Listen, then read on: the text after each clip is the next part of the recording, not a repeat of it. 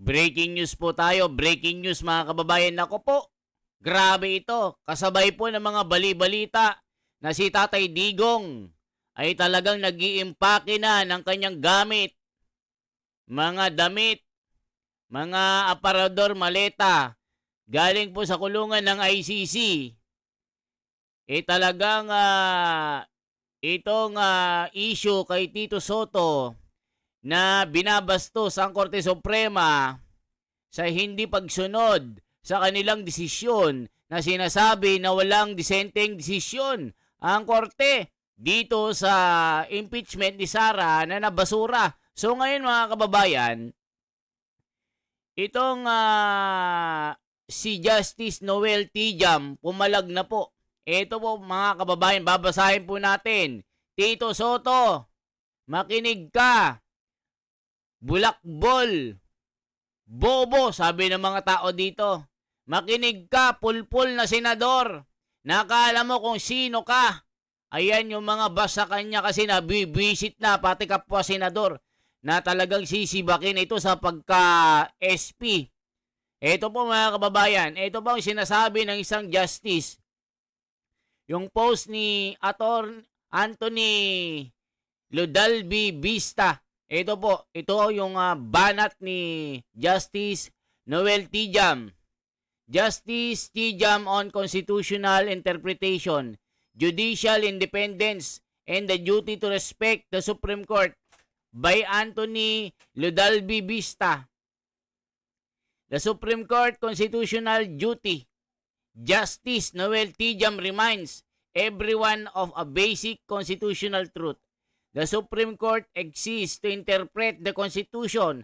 That is not a secondary function or a matter of choice. It is a core duty assigned to the High Court by the Constitution itself. When the court interprets a constitutional provision, it is expected to explain its meaning, purpose, and limits. Interpretation does not mean issuing a short answer or a convenient summary. It means clarifying what the Constitution says and why it says it. Ayan, sana naiintindihan mo Tito Soto, hindi ka marunong makaintindi. English ito. Why detailed explanation are not judicial legislation. Justice Tijam rejects the claim that when the Supreme Court lays down guideposts or guidelines, it is already engaging in judicial legislation or judicial overreach. He explains that interpretation by its very nature requires explanation. To interpret is to clarify, expound, expel out meaning, and explain reasoning. The court cannot be expected to reduce complex constitutional question into a few sentences just to make its ruling more politically palatable. Doing so would actually weaken constitutional protection, not strengthen it. He adds that asking the court to abbreviate its reasoning risks turning interpretation into a silent amendment, something the Constitution does not allow. 15 justice, not one voice. He stresses that the Supreme Court is composed of 15 justices, each of whom studies, reflects, and deliberates independently. After extensive research and discussion, it is only natural that their reasoning will be true, thorough, and fully articulate. Ayan po. Tito Soto, nakikinig ka sana. Who is the final arbiter? Justice Tijam reminds critics that ordinary citizens, commentators, and even politicians are the final arbiters of constitutional meaning. The Constitution does not recognize public opinion as the ultimate judge of constitutional interpretation. Whether the decision causes anxiety, disappointment, or even anger, citizens remain bound by their constitutional duty to respect it. Rejecting decisions simply because they are unpopular leads not to reform but to disorder. Ayan, sana na ano mo ito. Naintindihan mo ito, Tito Soto. Ito po, respecting decision is part of constitutional loyalty. Ito po, he warns that refusing to respect the Supreme Court rulings undermines the rule of law. When citizens selectively obey decisions they like and reject those they dislike, constitutional order begins to erode. He cautions that persistent attacks on the court for doing its constitutional duty may cause the country to be seen internationally or disrespectful of constitutional authority, a dangerous reputation for any democracy. Ayan, sana nakikinig ka, Tito Soto. Grabe, ano? The court is not meant to be popular. He points out that the Supreme Court does not conduct, survey, or measure public approval before deciding cases. Its role is not to please the public but to uphold the Constitution. O yan, Tito Soto, sana nakikinig ka. This is why Lady Justice is blindfolded. Ayan. Tito Soto, bulakbol. Nakita mo yung babae, naka-blindfold. Walang kinikilingan ito. This is why Lady Justice is blindfolded. Justice must be impartial, not influenced by noise, pressure, or political convenience. A practical reminder to critics. He offers a practical and somewhat ironic reminder. Critics who believe the court is wrong still have a awful remedy. Ito, mga kababayan ko, if there are someday appointed to the Supreme Court, they may attempt to reverse past ruling, but only if they can convince a majority of the justices that the earlier decision was clearly erroneous. Short of the criticism remains opinion, not authority. Why the focus seems misplaced? On a more serious note, Justice Stijam questions why so much energy is spent attacking the court while other pressing national issues remain unresolved. New impeachment complaint can still be filed. Legal remedies remain available. Political strategies can still be pursued. And critics believe this matter deserve priority over addressing widespread corruption and urgent social problems. He suggests it may be time to deeper reflection. Ayan, Tito Soto. Judicial overreach as a political label. He addresses the terms judicial legislation and judicial overreach in his view. These phrases are often used as political labels by the executive and legislative branches when the Supreme Court restrains them for violating the Constitution. When the court enforces constitutional supremacy, checks grave abuse of discretion, or correct procedural violations, it is not overreaching. It is exactly what was created to do. The heart of his message is straightforward.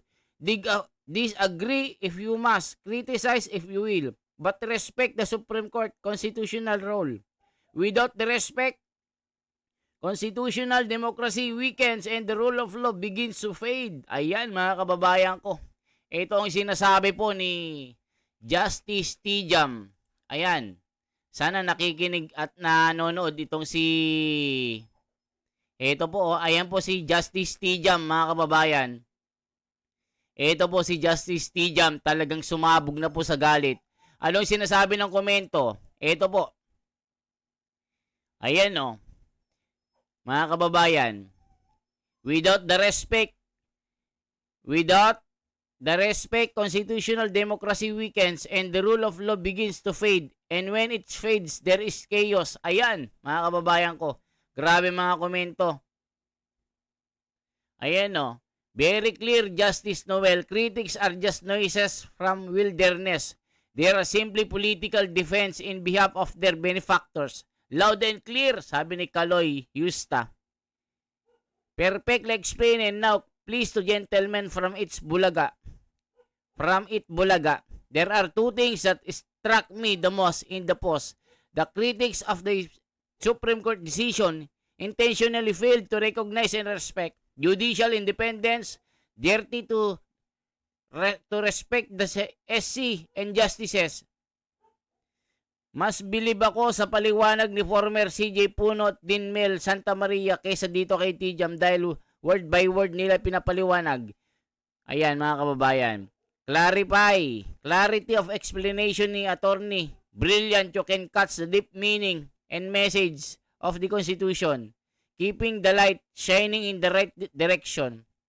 In a worst case scenario, who will the military obey? The SC or the executive and legislative combined? Ed Kasulya, ang ganda ng tanong mo. At ang sagot ko naman ay bilang opinion ng nabubuhay sa laylayan sa laylayan ay kung ang worst case scenario ay nais idulog sa Supreme Court, ang hatol nila ay yung masunod, kataas-taasan nga. Pero kung hindi sila ang masunod, gulo. Ayan mga kababayan ko. Ayan Tito Soto, sana nakikinig ka. Wag puro bulak-bulak nga sinasabi mo. Mga kababayan, tignan po natin si Tito Soto. Tito Soto on SC. Ito po. Ito kasi magugulat ka sa talino nito mga kababayan eh. Bobo na matalino. Kumbaga nabahira na ng kayabangan nito po mga kababayan ko. Fried chicken. Ito po si Tito Soto. Ayan o. SP Tito Soto, pabor na raw sa charter change. Ito mga kababayan. Sa sobrang kakapalan ng pagmumuka. I-check po natin. Ito po si Tito Soto. Talagang So pag hindi magbigay ng sworn ito po mga kababayan. I-ano natin ito. Sa sobrang kayabangan nito, talagang di mo na alam kung anong sasabihin natin. Mga kababayan ko.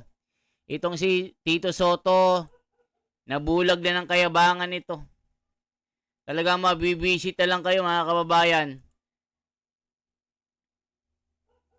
Ito, i-check nga natin ito mga kababayan. Si Tito Soto, anong sinasabi niya?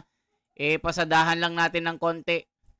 Ito po, si Tito Soto, paano niya binastos ang Korte Suprema. Hayag-hayagan na paglalahad ang kanyang pagtutol at talagang itutuloy niya ang tsa-tsa, yung palitan ng ating Constitution at gusto niyang mawala ang Korte Suprema. Gusto nang mag-retire para siya yung masunod. Ito po, mga kababayan ko. So pag hindi magbigay ng sworn affidavit ang kada isang congressman na nagsasabing nabasa ko yung articles of impeachment, anong mangyayari sa impeachment complaint po? O di wala, hindi pwedeng maipasa. Okay. Hindi pwedeng mai-forward. Patay. Okay. Kaya nga sinabi ko, ang hirap na. Mahirap na. Humirap ang impeachment sa Pilipinas. Imposible na. Magkaganyan. Kaya ang magandang tanong dyan, saan pumapatak ngayon yung mga Pinay na impeachment kay President Marcos? Sa old o dito sa bago nilang mga ruling? Kumbaga SP, anong susundin? Kundi, ayan nga, oo. O sige, ayan, sige. May magtatanong sa Supreme Court niya, baka magbaliktad sila dyan. O ngayon, ano sasabihin nila ngayon dito? Hindi, dito na sa bagong ruling. Dito sa bagong ruling, basura nyo na yan. Dalawa na yung nakapile eh. May magtatatlo pa eh. Yung una nakapile, nabasa ba ng mga member? O mga kababayan, pag hindi daw sinunod dito, gulo na. Parang tinatakot niya ang Korte Suprema, mga kababayan. Ulitin nga natin. Tignan nyo pong bastos ng bunganga nito. Ayan, parang gusto niya wag sundin ng Kongreso itong Supreme Court. Ayun yung paliwanag ni Justice Tijam. Kailangan irespeto yung Korte Suprema, Tito Soto. Ano ba talaga? Maang-maangan ka at talagang gusto mo talagang magkagulo ang Pilipinas. Naku po, Tito Soto. Ang yabang mo na, sabi ng mga tao. So pag hindi magbigay ng sworn affidavit ang kada isang congressman na nagsasabing nabasa ko yung articles of impeachment, anong mangyayari sa impeachment complaint po? Pwede wala, hindi pwedeng maipasa, Okay. hindi pwedeng mai-forward. Patay. Kaya Okay. nga sinabi ko, ang hirap na, mahirap na. Humirap ang impeachment sa Pilipinas. Imposible na, gaganyan. Kasi nga, Tito Soto, hindi mo kasi maintindihan. Kulang ka sa pangunawa. Mas iniisip mo yung sarili mong interes, yung pangarap mo na maging vice-presidente. Kung sakali si Sara ay ma-impeach at gusto mo ring maging pangulo. Kung sakali si BBM ay ma-impeach, naku mga kababayan ko, nagde-daydreaming ito mula apari hanggang hulo. Nagchat-chat na mga kababayan itong school bukol na ito. Kaya ang magandang tanong dyan, saan pumapatak ngayon yung mga Pinay na impeachment kay President Marcos? Sa old o dito sa bago nilang mga ruling? Kumbaga SP, anong susundin? Yung Kundi, kaya nga, oo. O sige, ayan, sige. May magtatanong sa Supreme Court niya, baka magbaliktad sila dyan. O ngayon, ano sasabihin nila ngayon dito? Hindi, dito na sa bagong ruling. Dito sa bagong ruling, ay basura nyo na yan. Dalawa na yung nakapile eh. O ibig sabihin, Tito Soto, mas magaling ka. Mga kababayan, no? Feeling niya mas magaling siya. At si Tito Soto Supreme, ang dapat sundin, Tito Soto Baluga, Tito Soto Bulakbul, Tito Soto Bulagaan Supreme Court ang masunod. Hala, kaya ang sinasabi ng mga tao, galit na galit na. May magtatatlo pa eh. Yung una nakapile, nabasa ba ng mga member? Binigyan nyo ba ng kopya at ebidensya yung mga member? Hindi. Basura na. You see? I speak for the common Filipino. Ako yung common tao eh. Ganun kami. O mga kababayan, yabang niya. I speak to the common people. Ganun kami eh. Ano, Tito Soto? Anong gusto mong palabasin? Ikaw ba yung abogado ka ba? Justice ka ba? Ini-interpret mo yung batas? Sabi nga ni Justice Tijam, you have to respect the Supreme Court, the final arbiter. Huwag kang magmagaling. Ay nako, gulo lang yung hanap mo, Tito Soto, sa sobrang kayabangan mo, sabi ng mga tao. Ano? Hindi nyo kami pwedeng paikutan ng mga legalities eh. Dahil common sense ang umaandar sa amin eh. Na sometimes kasi, pagka meron kang gustong palusutin or meron kang gustong palabasin na masyadong pinahihirap mo usapan pero bottom line master mo mediocrity. Kaya ganun ka. O mga kababayan, common sense na lang daw ang pairalin. Huwag na daw paandarin ang mga legalities. Ibig sabihin, bending dalo tayo. Ayan, sa kanya na galing, sa kanyang bibig galing. Common sense daw ang pairalin. Huwag paandarin ang legalities. Ganyan kami. Ganyan kami mga school bukol, hindi sumusunod sa Korte Suprema. Ganyan kaming mga normal na tao, mga common tao, sa taong bayan ako. Sinong taong bayan ang sinusunod mo? School bukol? Nako po Tito Soto, wag mo nga kaming idadamay, sabi ng mga tao. Hindi tama yan. Hindi natutuwa ang Pilipino dyan sa mga kilos na ganyan. O isipin mo, ginagamit ang Pilipino. Sinong mga Pilipino? Yung mga mga pinkilista, tototista, bangagista, pinklawista. Diyos ko po, Tito Soto, tigil-tigilan mo nga ang pananaginip mo. Ayan ang sabi ni Berto ng Santa Ana. Babaguhin mo konstitusyon, wala naman sa power mo na babaguhin ang konstitusyon. O, sabi ni Tito Soto, wala daw sa power na baguhin ng Korte Suprema ang Constitution. Tito Soto, hindi ka ba nag-iisip? Lumilipad ba isip mo? The final arbiter is the Supreme Court, is the law to follow the final arbiter of the land. Bobo, sabi ng mga tao. Sabi ni Jason Sonsa, wag kang bobo. Ayan mga kababayan ko. Huwag nila sabihin hindi nila binago. Binago nila. Ang linaw eh. Yung dalawang decision nila na yan. Ayan mga kababayan ko, mabibisit ka talaga dito kay Tito Soto. Nagmamagaling talaga. Wag na daw pairali ng legalities, common sense na lang. Ang tindi mo, Tito Soto. Kaya sana wala nang bulagaan na Senado. Wala nang bulagaan na senador. Isarado na ang one ball. Kasi puro lang kayabangan ang sinasabi nito. Yan ang sabi ni Tessie San Sebastian Simon Lagarteja. Nako po, galit na galit sa'yo. Kaya mga kababayan, ang masasabi nyo dito sa mayabang na to, si One Ball University, galit na galit sa Korte Suprema. Isang like, isang share at isang subscribe. Mabuhay po. For transparency, for a better democracy.